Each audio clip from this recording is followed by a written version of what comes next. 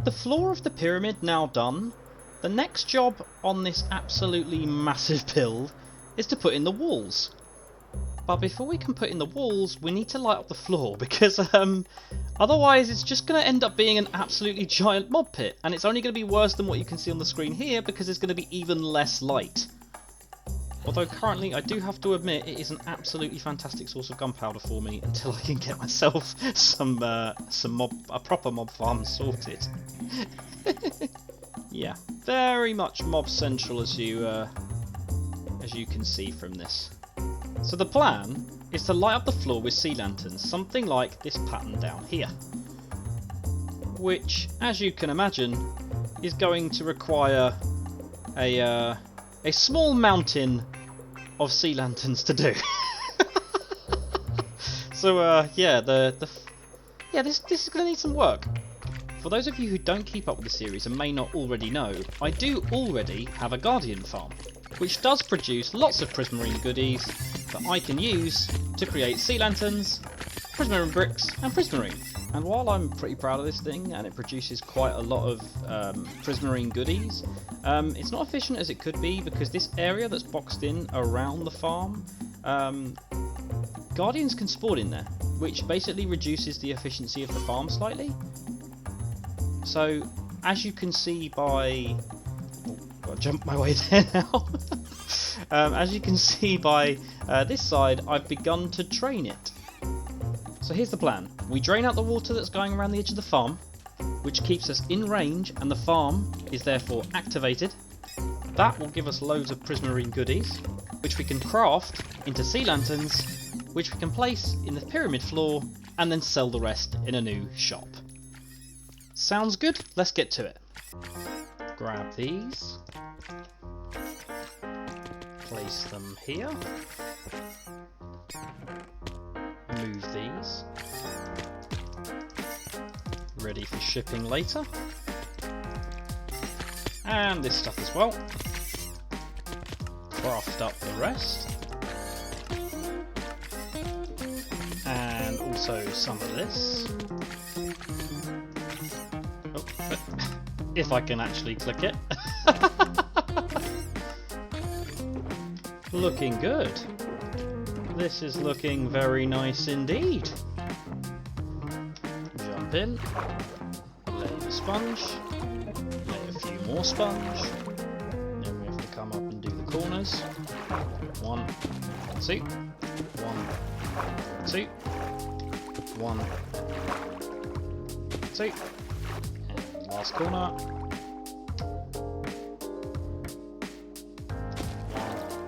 1, 2. Fly out without crashing into anything. That's the hard bit. There we are. Then we just have to take the sponge out. And try not to miss any on the way down. Yeah, this guy's having a great time. This does sometimes happen. See, they're harmless really. Well, sort of harmless anyway. Once we've drained a couple, we take all of these sponges and we dry them back out. And while the sponges are drying, I come underneath the farm and start blocking up the holes ready for when we do that section. Forget watching paint dry, try watching sponges dry. Oh my god. I do try to do other things while they're drying, but sometimes you do just have to wait, and yeah, I can see where the phrase comes from.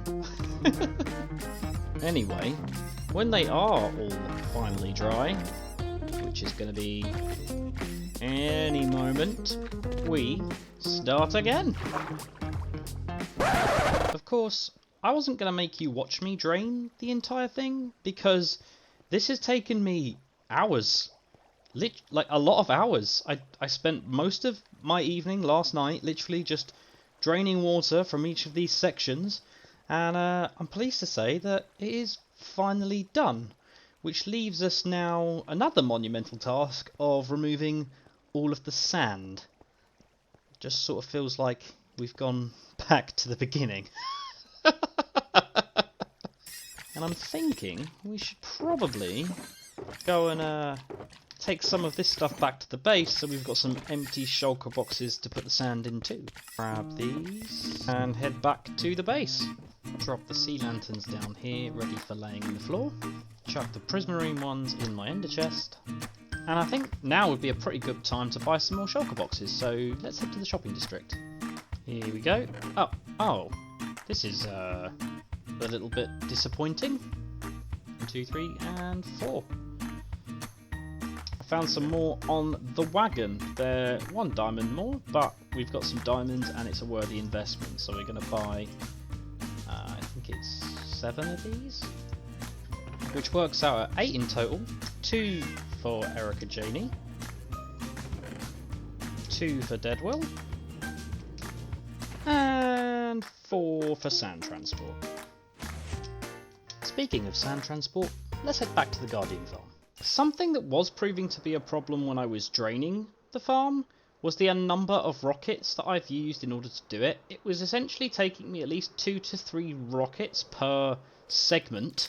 So rather than do exactly the same for sand and also use all of the rockets that I have left, which is not as many as I would like, instead I've cut out this one section already and then dug a staircase that comes out here. Right, well it's about time that I got started on the process of digging without drowning myself in the sand, preferably. Have you ever seen sand do a Mexican wave? Well, you have now. Oh, I find this way too satisfying.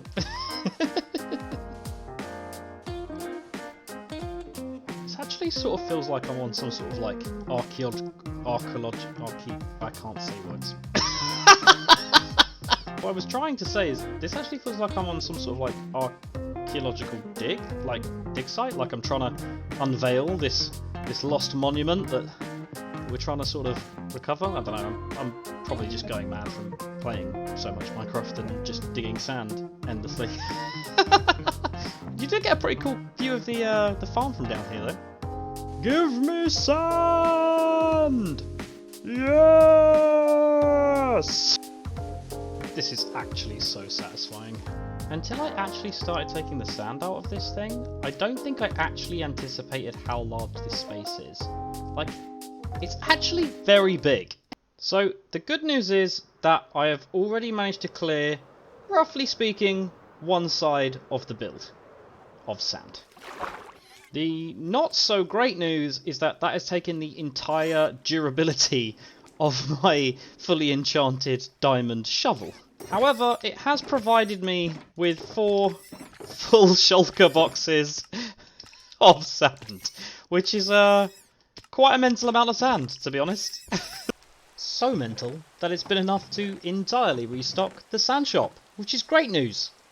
However, I have only still managed to clear a quarter of the sand, so I've decided to hire some help.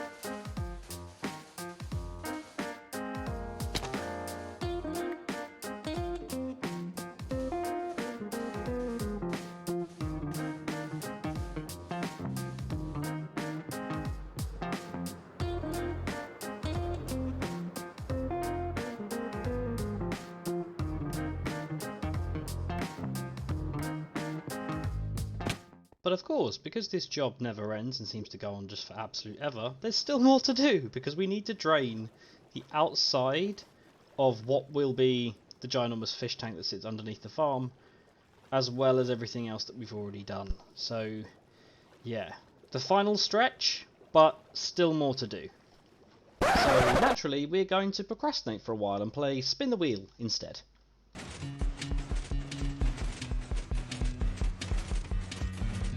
Okay, let's hit the lever. Who is it going to stop on? That is the big question. This takes a surprisingly long time. I kind of didn't realise this would happen. Ah, Nice! Yellow! Okay, let's check out what Yellow has been up to. Just jump in the nether portal here.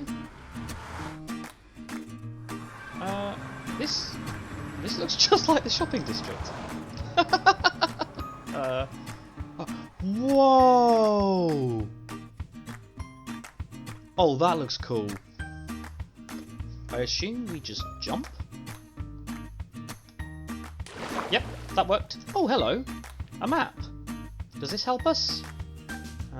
Oh, it does help us. Okay, so if I'm right, we start there. We've run along here, so we've got a fishing dock, an ore station, smeltery, barn, several different farms by the look of it. Carrots and potatoes, wheat, cactus, trees, cocoa. Blimey, he's got himself well kitted out, hasn't he? And then, of course, over here we have the Hall of Heroes, Hall of Passage, Hermitage, and the Hall of Monsters. This is the legendary museum that I've heard so much about and never been into. So all of the heads we've been donating to the giant ghast head in the shop, or the shopping district, sorry, have all been going here. So I'm really looking forward to checking this one out.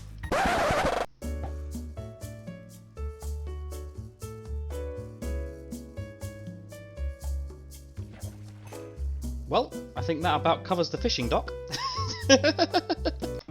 Now, if I'm right, this makes this building the smeltery, I think he called it, but I like it, it's cute. I mean, it's just got about every kind of furnace or whatever you can need. Is there anything in any of these? Ah, fuel. Yep, that would make sense. Got a couple of anvils for decoration as well. Oh, hello. And this is definitely not just a random dump chest. So, is this the ore station then? Okay, we've got a scaffold. Love a good scaffold. And we come up here and ore station. I don't really know what this does. So I'm guessing he just places all of it in here going up in a giant tower and then mines it all out. I mean, that seems like a sensible use for what this is. I'll have to ask him. Well, hopefully he sees this video and I don't have to ask him. Maybe he'll just leave a comment. Yellow, if you're watching this, please just tell me what this does.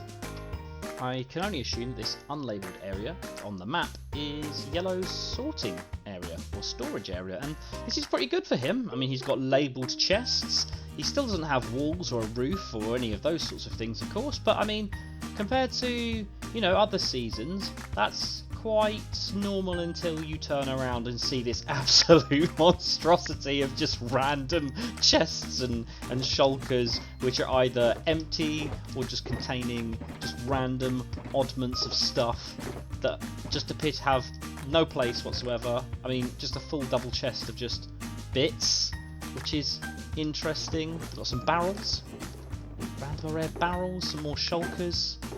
Yeah,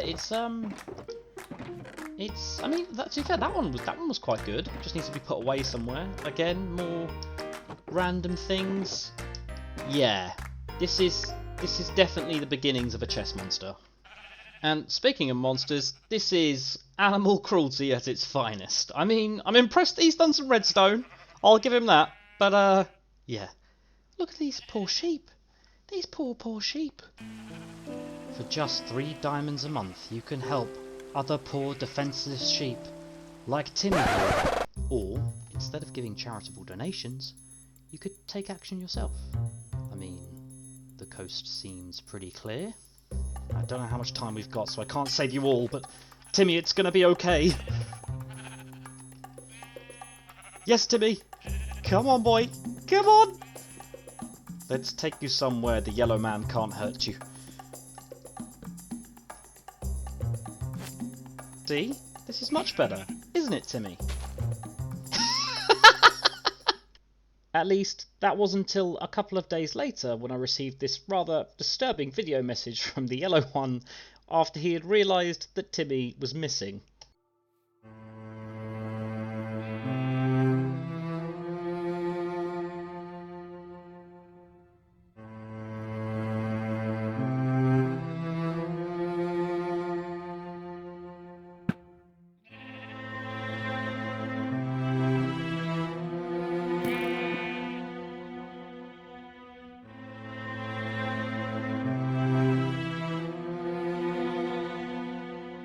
Big thanks to Bar for setting up this rather lovely memorial.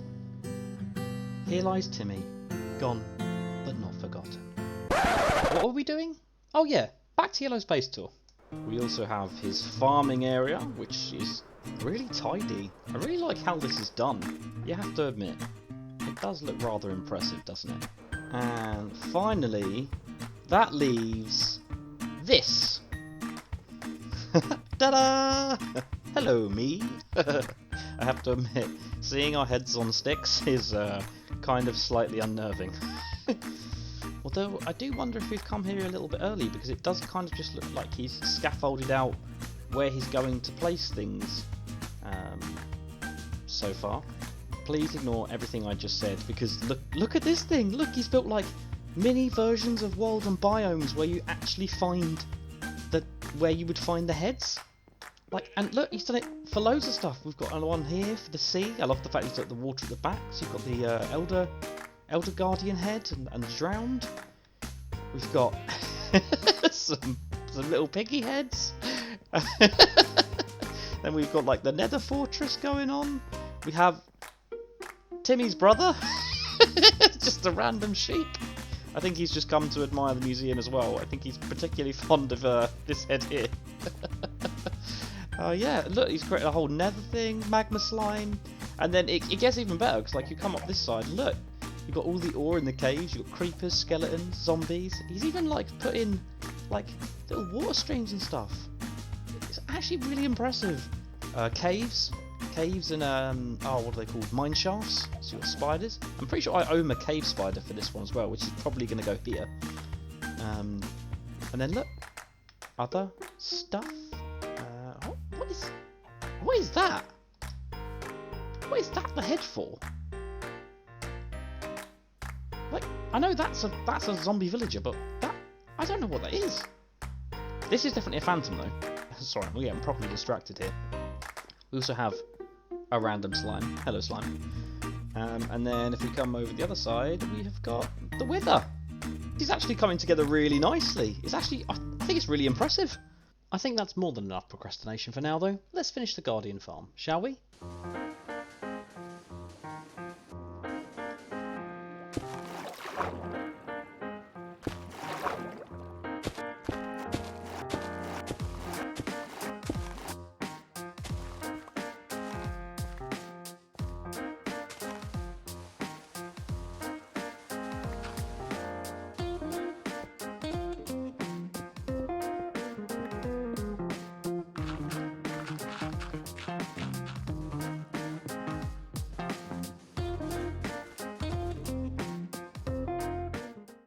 And that is going to be it for today's episode. Thanks very much for tuning in. Catch you next time. Bye!